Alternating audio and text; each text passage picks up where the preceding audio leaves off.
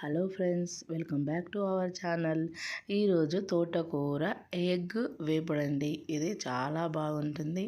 మరి సింపుల్గా మనము ఈ వేపుడిని ఎలా తయారు చేసుకోవాలో ఈ వీడియోలో చూసేద్దాం. ముందుగా ప్యాన్ పెట్టి ఒక 2-3 టేబుల్ స్పూన్ల ఆయిల్ని హీట్ ఎక్కనివ్వాలి.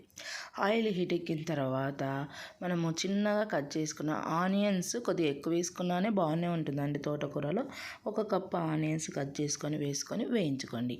వేయించుకున్న తర్వాత సన్నగా కట్ చేసి శుభ్రంగా కడిగిన తోటకూరను ఇందులో పెట్టి చిన్నగా కలుపుతూ దగ్గరకు మగ్గేలాగున చేసుకోవాలి. అంటే కలుపుతూ మగ్గించుకోవాలి. తర్వాత తగినంత ఉప్పు, కారం, పసుపు వేసి మగ్గించుకున్న తర్వాత ఒక 8 రెబ్బల వెల్లుల్లి కూడా వేయాలి. తర్వాత కొద్దిగా కొబ్బరి పొడి, అలాగే కొద్దిగా ధనియాల మసాలా వేసి స్లిమ్లో పెట్టి దీన్ని బాగా మగ్గించుకోవాలి.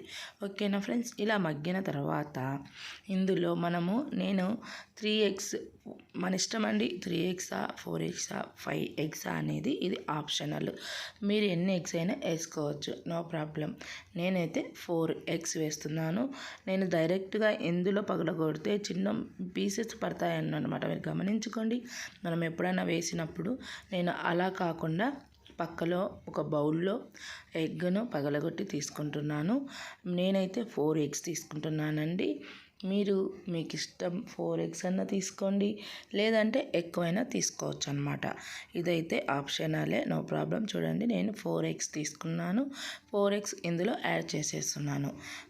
ఎగ్స్ వేసి ఒకసారి అలా కలుపుకొని మూత పెట్టుకొని స్లిమ్లో మగ్గించుకుంటే చాలా చక్కగా మగ్గిపోతుంది. ఈ వేపుడు చాలా టేస్టీగా ఉంటుందండి.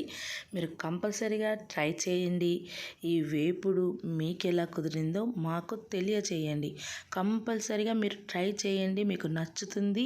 మీరు లైక్ చేయండి, షేర్ చేయండి, సబ్స్క్రైబ్ చేయండి. వీడియోని అనేకులకు షేర్ చేయండి. ఓకేనా ఫ్రెండ్స్?